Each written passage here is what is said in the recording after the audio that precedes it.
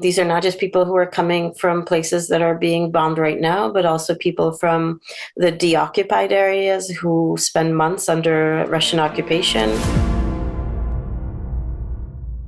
Hello, everyone. Welcome to another edition of the Forum 2000 Online Chats. My name is Hrishabh Sandilya from the European Programme for Integration and Migration based in Brussels, and we're here today with Masha Volynsky from the Agency for Migration and Adaption in Prague in the Czech Republic. Welcome, Masha. Hi, thank you so much. We're going to be talking to Masha today about the situation of Ukrainian refugees in Central and Eastern Europe, particularly in Prague and the Czech Republic. This is, of course, as a follow-up to a recently published Forum 2000 brief on the way forward for Ukrainian refugees in Central and Eastern Europe. And the brief itself resulted from a roundtable discussion at the 26th Forum 2000 conference held in Prague in September this year that was co-hosted by EPIM. Masha was at the roundtable and served as a source of information for the brief as well. Masha, thank you for joining us. Welcome. Could we begin by asking you to introduce AMIGA and the important work that you are doing in this context? Sure. So AMIGA is a migrant-founded and a migrant-led organization based in Prague.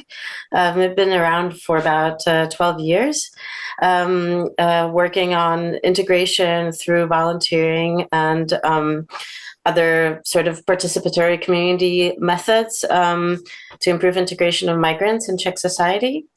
And since the beginning of the war in Ukraine, we have focused our efforts on providing mental health and psychosocial support to Ukrainian refugees coming into the Czech Republic.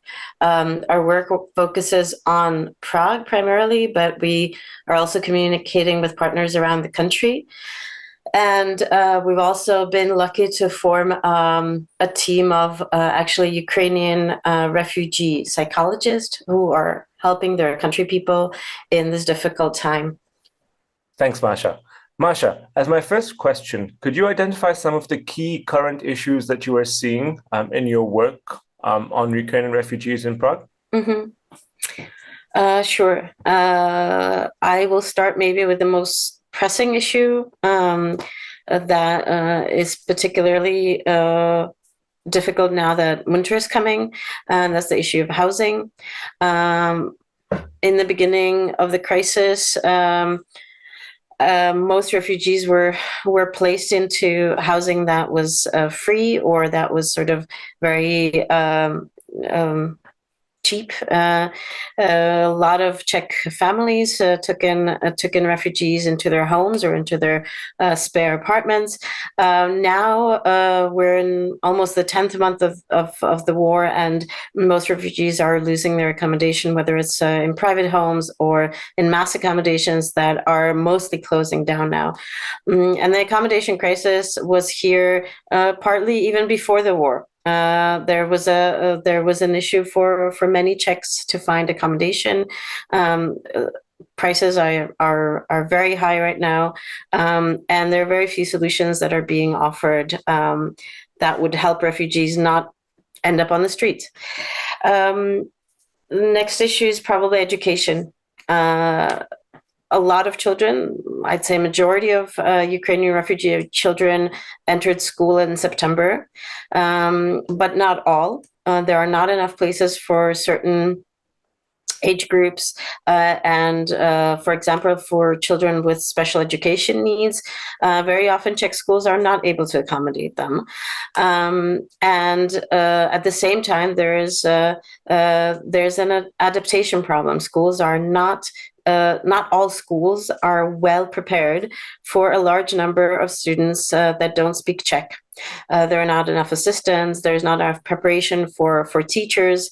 Classes are already overpopulated, and it creates a huge strain on the education system.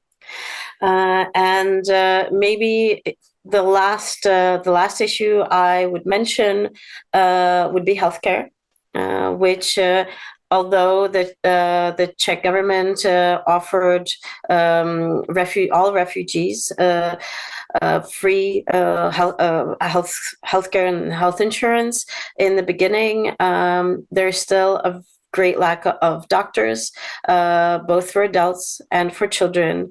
Again, this is not an issue that's new. This is something that Czechs themselves were facing before the war. There's a lack of specialists. There are long waiting lines for specialized healthcare.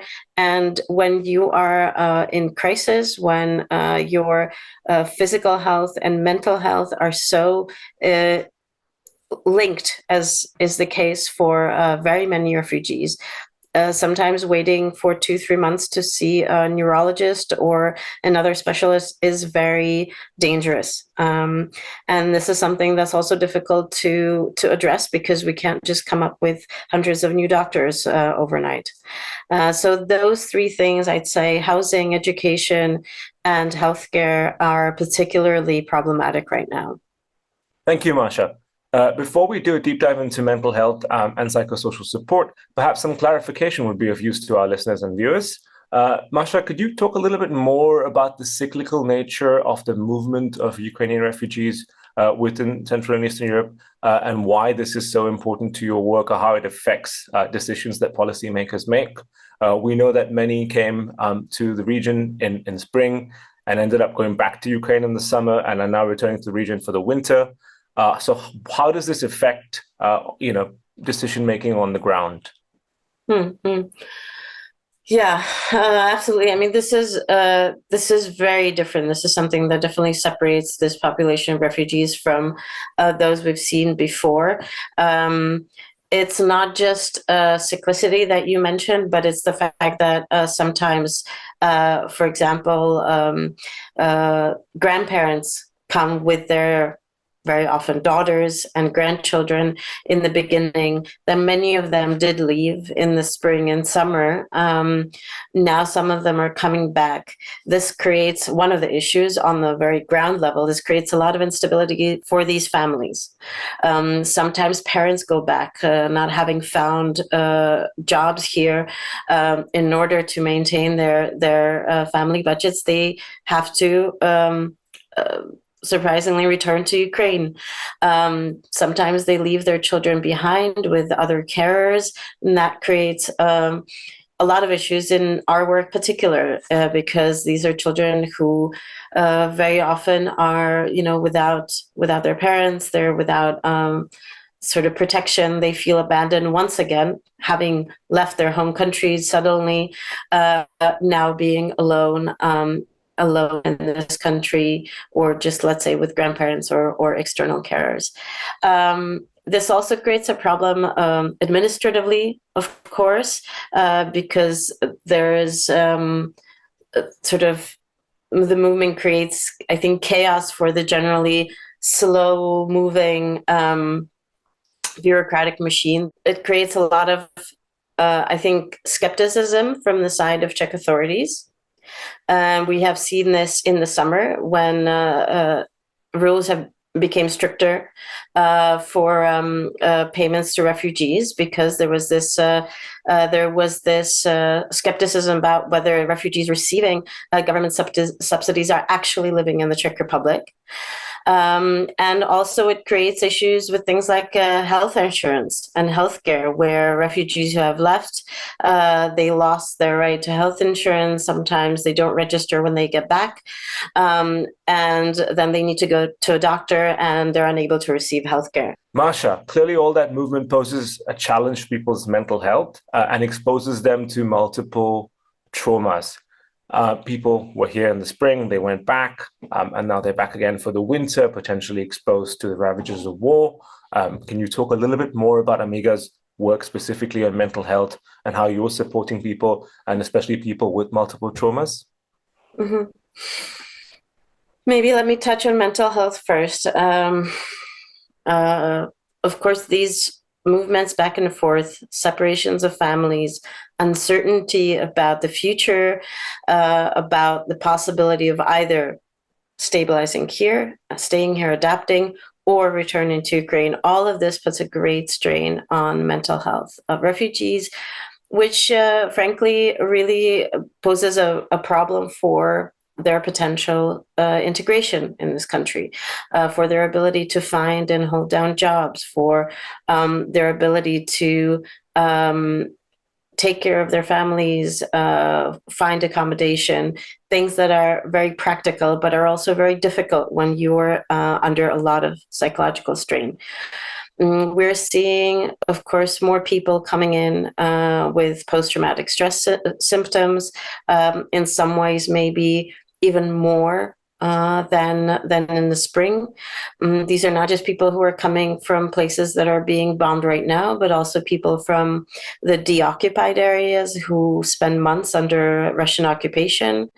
And that's very difficult work that requires a long therapeutic process, very often psychiatric interventions as well. And here we get to a particularly difficult issue in our work, because psychiatric help here is available, is very good quality, but they're not enough specialists.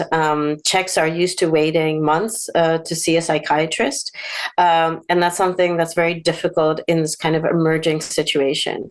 In addition to the fact that Ukrainians are not used to this, because in Ukraine, especially in cities, healthcare is available much faster and much more on demand than in this country. So that's the healthcare, sort of a very brief overview of the healthcare challenges. Thanks, Masha. You raise a good point about complexities that naturally segues to my next question. This refugee crisis is a deeply complex challenge that requires skilled coordination between many different stakeholders, civil society, like in your case, government, local authorities, academia, and even the private sector. And now we've seen some of this emerge so far, and as EPIM, we've made it a priority, trying to fund and support multi-stakeholder coalitions. I was wondering if you had examples of multi-stakeholder partnerships that are currently taking place in the work in Prague, and perhaps where such partnerships were needed going forward. Definitely, I would mention two positive examples. There was a sort of emergency working group that was formulated on the level of on the ministry level, where the Ministry of Labor and Social Affairs, together with the Ministry of Interior, actually had regular meetings with government stakeholders, with nonprofit organizations, and others. And that worked quite well, particularly in the beginning of the crisis.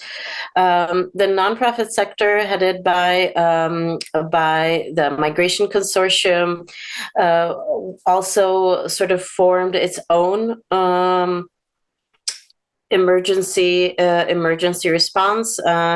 These meetings are still going on, and they try to involve as many different stakeholders, not just nonprofits who have traditionally worked in the migration field, but all new actors who have entered this, who are trying to help in this issue. But I think that there's still a lot to be done on the municipal level, for sure, particularly Prague, but also other larger cities around the country that have faced for the past 8 months or so a bigger intake of refugees. There's definitely not enough cooperation between different departments. So very often issues, let's say, connected to education are being resolved only by the education department, which in my opinion is not very functional. All of these issues are interdepartmental. They have to involve, let's say, the Department of Social Affairs, Department of Housing. I have not seen that happen. Although, let's say, the Prague City Hall has invested decent amount of finances into the Ukrainian response. But this kind of cooperation that would involve various actors that would help on the municipal level and on the smaller sort of, and in smaller municipalities as well, that would be incredibly helpful in my opinion. Thanks, Masha. That's really insightful. My last question then to you before I sum up, and perhaps an interesting one. One thing EPIM has done over the last few years is prioritize groups that are led by migrants in this sector.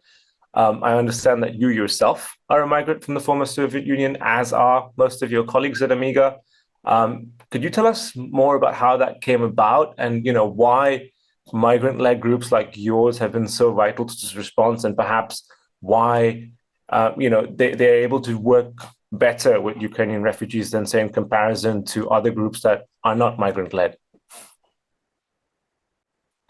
Yeah, that's a good question. Let me try to unpack this. So, yeah, I'm a migrant myself. I'm actually twice a migrant, both from Soviet Union and from the United States.